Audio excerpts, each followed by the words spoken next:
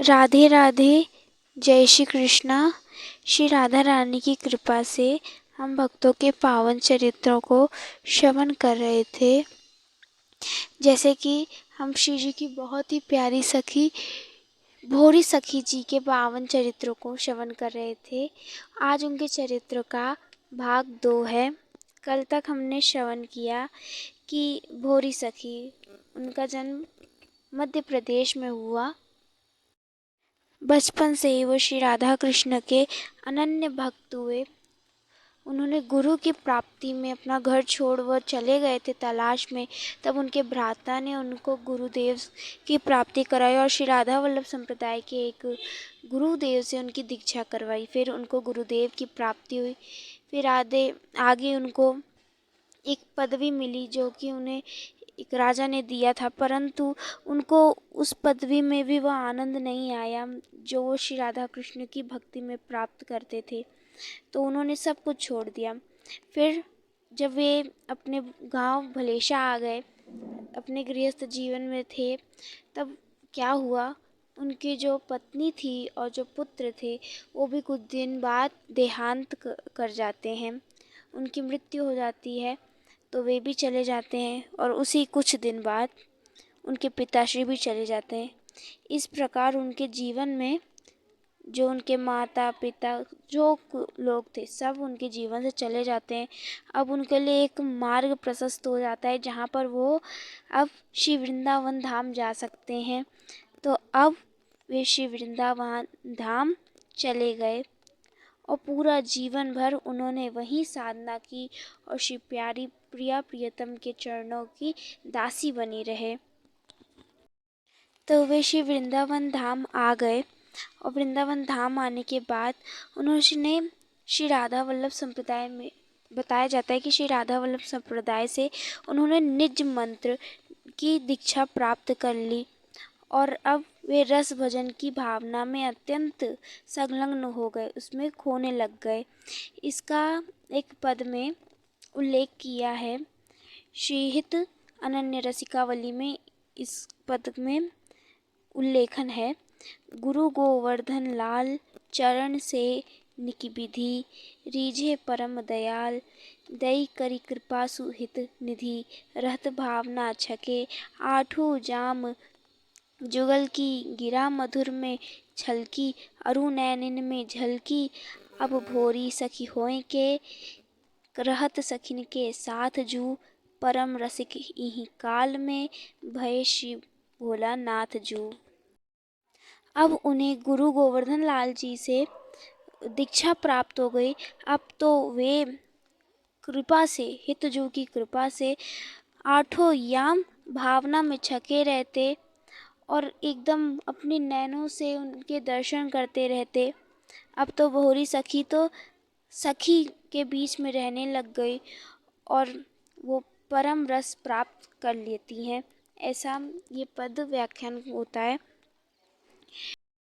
तो अब जो श्री भोरी सखी जो हैं वो वृंदावन में वास करने लग गई, वहाँ पे अपनी सारी जीवन को व्यतीत करने लग गए।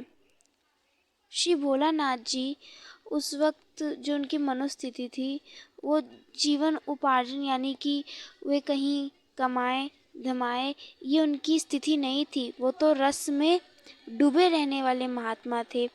तो अब वे किसी से कुछ मांगते भी नहीं थे और वो कहीं कुछ करते भी नहीं थे जिससे वे खुद के पेट को पाल पाएं।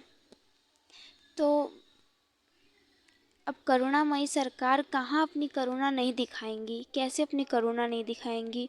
और जिनकी वो शरण में हैं श्री राधा रानी, क्या वो अपने भक्त को ऐसे देख पाएंगी। तो क्या हुआ, भोरी सखी जू अपने भोजन की व्यवस्था नहीं कर पाते थे, ना किसी से मांगते थे, ना कुछ काम करते थे। तो उन्होंने एक युक्ति निकाली कि सेवा कुंज में यात्रीजन जो होते हैं वो बंदरों को चना डाल देते थे। तो जो अच्छे चने होते थे वो तो बंदर खा लेते थे, लेकिन जो ठुड्डियाँ होती थी उस ठुड्डियों को तो बंदर छोड़ देते थे। तो भोलानाथ जी ने यह सोचा कि मुझे भूख लगती है तो मैं यही कर सकता हूँ कि मैं इन ठुड्डियों को खा लिया करूँगा। तो अब यही करने लग गए। श्री भोरी सखी जू यहाँ पर जो बंदर भी नहीं खाते थे, वो ठुड्डियाँ खाने लग गए। परंतु हमारी स्वामिनी जी ये सब कहाँ देख सकती थी, कहाँ ये सब सहन कर सकती थी। उनका प्यारा भक्त अगर ठुड्डी खाकर रहेगा, क्या उन्हें अच्छा लगेगा? बिल्कुल नहीं। हमारी स्वामिनी जी को बिल्कुल अच्छा नहीं लगेगा। तो अब श्री जी ने कृपा की और क्या किया, उस दिन रात में राधा वल्लभ मंदिर के एक सेवायत के मंदिर स्वप्न में ये कहा कि देखो, वहाँ सेवा कुंज में मेरी एक सखी, भोरी सखी, वो वहाँ चने की ठुड्डियाँ खाकर रहती है। मैं तुम्हें आदेश करती हूँ, मैं तुम्हें यह कहती हूँ कि जाओ, प्रतिदिन जो मेरी प्रसादी होती है वो जाकर मेरी सखी, भोरी सखी को दे आया करो। तो अगले दिन से जो सेवायत था, वो श्री जी ने जो कहा था उसी को मानते हुए वो सेवायत अब प्रतिदिन उनके लिए प्रसादी ले जाता। बढ़िया सुंदर सुंदर 56 भोगी वाली प्रसाद लेकर जाता। तो जब भोरी सखी ने ये सब देखा, वे तो जानती थी कि मैं तो इस भुलावे वाले में आने वाली नहीं, श्री जी मुझे भुलाना चाह रही हैं। उल्टा उन्होंने क्या किया, जो श्री जी की प्रसादी आती थी उसमें से उन्होंने केवल 2 रोटी ली और अपने पास रख ली, और जो पूरी थाल थी वो पूरी थाल यमुना जी में अर्पित कर दी। और फिर वो श्री जी को उलाहना देते हुए यह कहती हैं कि तुम्हारी इस तुच्छ सी कृपा से मेरा क्या ही होगा।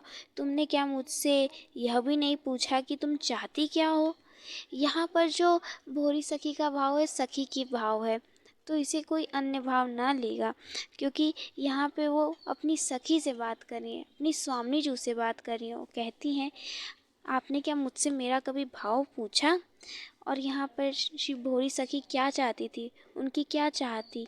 वह तो चाहती थी कि श्री राधा रानी उन्हें दर्शन दे, क्योंकि वो इतनी व्याकुल थी। तुमने आज लो बात न पूछी, को द्वारे चिल्लात न पूछी, जीवन बीत्यो गोद पसारे, कहाँ लोभ ललचात न पूछी। मैं नित हास भरी कहिबे की, हंसी कबहूँ कुसलात न पूछी। कोटि उपाय किए पै तुमने, का सोचत दिन रात न पूछी। कैसे कटत दिवस निशि तेरे, का दुख सुखत गात न पूछी। भोरी दीन दुखियारत सो, विहसी हृदय की बात न पूछी, विहसी हृदय की बात न पूछी। मैंने तो अपनी ओर से सारे नाते तुमसे ही मान रखे हैं हे स्वामिनी जी, पर मुझे संदेह है, क्या तुम भी मुझे अपनी चेरी मानती हो, सखी मानती हो? यदि तुम मुझे अपना मानती हो तो मेरी सुध अवश्य लेती, मुझसे पूछती कि भोरी आखिर तू चाहती क्या है, तेरी क्या इच्छा है। भोरी सखी जू के इस पद से हम ये अनुमान लगा सकते हैं कि श्री भोरी सखी जू की क्या विरह की स्थिति होगी। वह दिन रात श्री राधा रानी की प्रेम के लिए, दर्शन के लिए ललायित रहती थी कि कब स्वामी जी मुझ पर कृपा करेंगी, कब श्री जी मुझ पर कृपा करेंगी, कब अपने वो सुंदर से दर्शन मुझे देंगी।